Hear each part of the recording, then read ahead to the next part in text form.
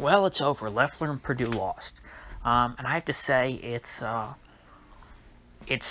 bit of Schadenfreude going around today on the part of many people on the right. Of course, there were some folks outright advocating for Loeffler and Purdue to lose, not necessarily because they wanted Warnock and Ossoff to win, but because they thought these two deserved to lose, which they did.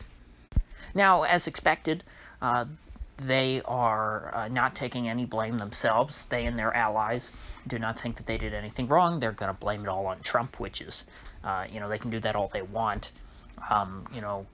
Crying about how, Trump was keeping you down is not going to change reality. It doesn't matter if, David Perdue comes back in 6 years and runs against Ossoff and says, hey guys, remember Trump? I really hate that guy. You're still going to lose, David. I find it interesting that we didn't see much ticket splitting.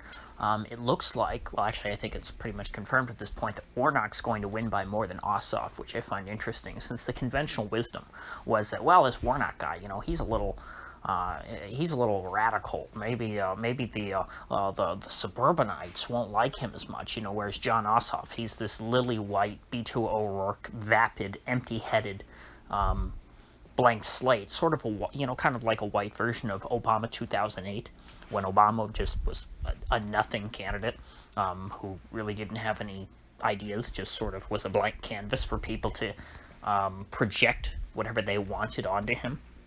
Ossoff ended up doing worse. Warnock was able to attract and energize your average black Georgian. And I think he even energized a lot of your self-hating white people who have moved to Georgia over the past decade or so. The upper middle class folks who live in, 3,000 square foot plus homes, I think that they probably, can probably relate to his message of America and Georgia being dominated by whiteness, and they probably feel very guilty. And so they want to hand things over to this guy who's going to, take things back. And of course, the average black person in Georgia, I think, pretty obviously, is also tired of the state being dominated by the white man for all of its history. And so he really was a much better candidate than Ossoff. And for that reason, I think that Warnock is not going anywhere. Maybe they can pick off Ossoff in 6 years, but I doubt it. Warnock is not going anywhere. He's going to be a fixture of the U.S. Senate for the rest of his life. He is, but he's going to serve, I think, a very good purpose in national politics. I feel bad for people who live in Georgia. If you had asked me a year ago, I mean, I would have expected this, because I wasn't really paying attention, because Georgia's always been a red state in my lifetime. But hey, it is what it is. And now that Warnock is going to be coming into, national politics, I hope that he continues his anti-white racism, ratchets it up as much as possible. I hope that he, essentially gives Jeremiah Wright-style sermons from the floor of the Senate. It would be wonderful, because that would at least wake some people up. And it would make everyone in this country come to terms with, the logical conclusion of wokeness. Whether you agree with him or you disagree with him, people need to at least come to terms with it. And the other thing is, I think that a lot of people dismiss the woke stuff when it comes from, your pasty, skinny, emaciated Antifa white people. When they talk about, when they spout their racial logic, it's easy to laugh them off because they seem like ridiculous people. But, having a big, strong, charismatic black guy say that kind of stuff, I think, would scare a lot of your suburbanite types. But there would be just as many, if not more of them, who would feel compelled by his way of speaking. Ossoff, on the other hand, is going to have he's going to have a net zero effect on national politics, other than, his votes in the Senate. That's really all that matters. But he himself, as a person, is, as I said, totally vapid and empty. There is nothing to John Ossoff. He's not interesting. He has, I don't think that he has a mind of his own. And so I discussed this a bit yesterday in sort of when I was wargaming this out, but now that we know for a fact that there's going to be 2 Democratic senators from Georgia, and that the U.S. Senate will be controlled by the Democratic Party, I can now start to hope that things start moving very quickly. There was a very insightful caller into, because I was driving a bit today, so I caught a bit of radio. Caller into the Glenn Beck program who argued for something similar to this, but was quickly shot down by the hosts. And it was that he was saying, hey, over the past 100 so years or whatever, the progressives have been very slowly putting these things into effect in passing their stuff and transforming our country and moving us very far from the vision of the founding fathers and from, freedom and all that stuff, which is true. And that he hoped that perhaps if the Dems control everything, we can accelerate things to such a point that it shakes a lot of the public awake. And the hosts very quickly dismissed his hopes, or dashed his hopes, and said, no, if that happens, they'll make permanent changes like Obamacare, and then it'll never get undone, and then we'll just be like that forever.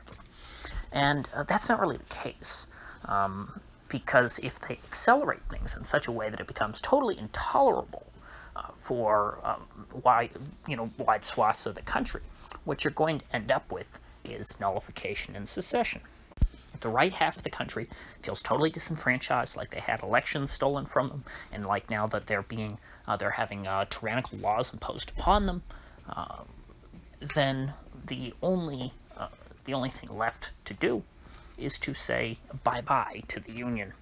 Before the 2020 election, when I thought that there was a good chance that Trump could win, I was, talking about this in terms of, your deep blue states like California. California has been sort of angling itself in there, talking about, their GDP and describing themselves as, as a nation, or at least Newsom has been doing that. And since the election, Texas, which has always had sort of an independent spirit since it was originally an independent country for a short period of time, they've been talking about this, and that's always bubbling under Texas politics, although taken more or less seriously at different times. And then now, of course, since the lockdown started, DeSantis and Florida have really become distinguished from the rest of the country. Florida is the freest and most open state.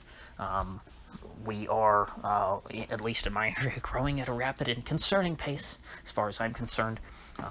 Housing is totally unaffordable here, which is not a great thing in my mind. But it's a result of our government here going against the grain and charting its own course. And so when it comes to the nullification of potentially tyrannical federal laws that might be passed over the next couple of years, the 2 places that I would look to for sanctuary would be Texas and Florida. Now, the best case scenario at this point would be if the Democrats decide to pass some major gun control bill, and I'm not just talking about eating away at the edges like banning online sales and stuff, which unfortunately that would be a very smart thing for them to do because that's the incrementalist thing to do.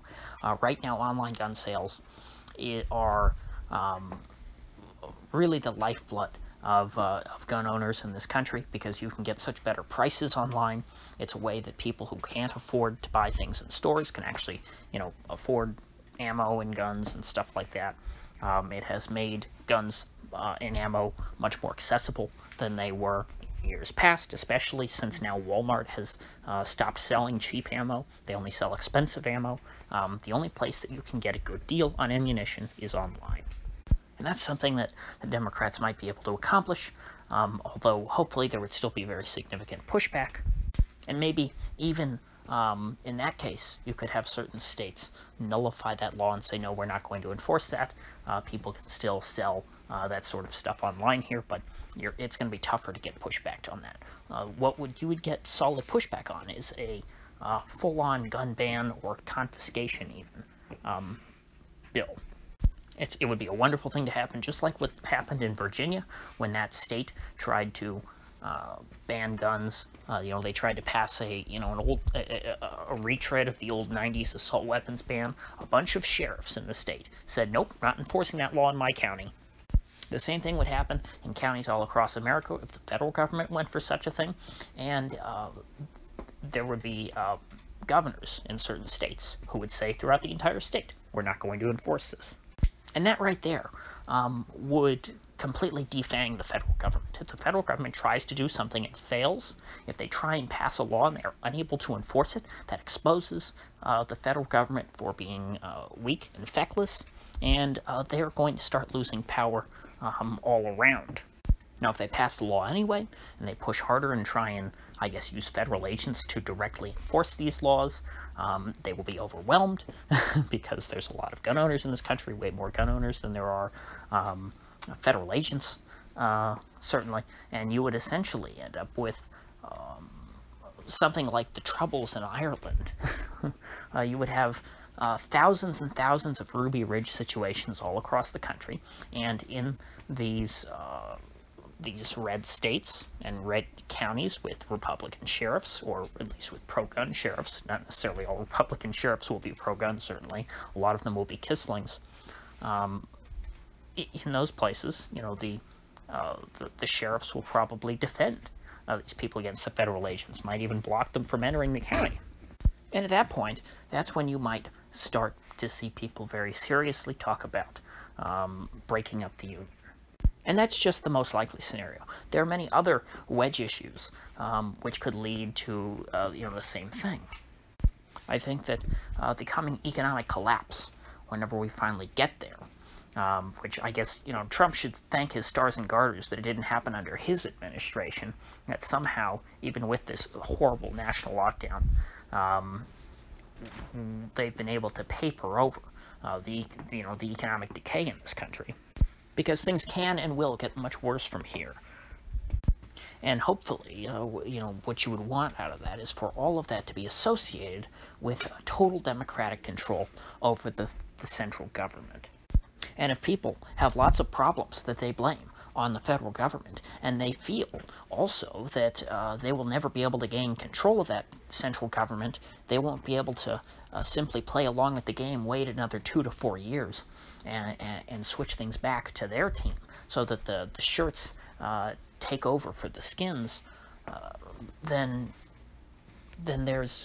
that's when national politics breaks down.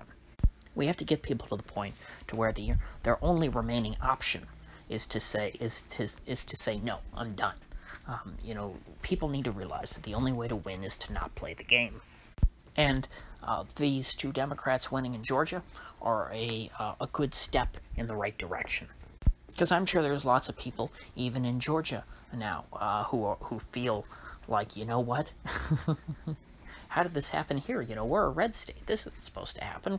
We're a safe red state. How did we elect Joe Biden and then 2 Democratic senators? That's ridiculous. That is going to help radicalize people against democracy. And again, I don't want people to be angry and violent or anything like that. Far from it. I want peace, and that's why I think that the democratic process is very damaging. I think that it does nothing but divide people. Because there's no reason why everyone should have to, follow each other, rules set by your neighbor. I don't see why the 49% must be oppressed by the 51%. What I want is for people to stand up and to say, I know my rights and nobody can take them away from me. And so demoralizing the right politically is the best way to get them to consider alternatives to the traditional political process. The attitude for this is improving in the country. People have been talking about it for a while now. Even the chairman of the Texas GOP floated it quite a bit. It is an idea that a lot of people are thinking, but they don't want to say too loud. So once enough people start talking about it, openly advocating for it, it's going to gain popularity.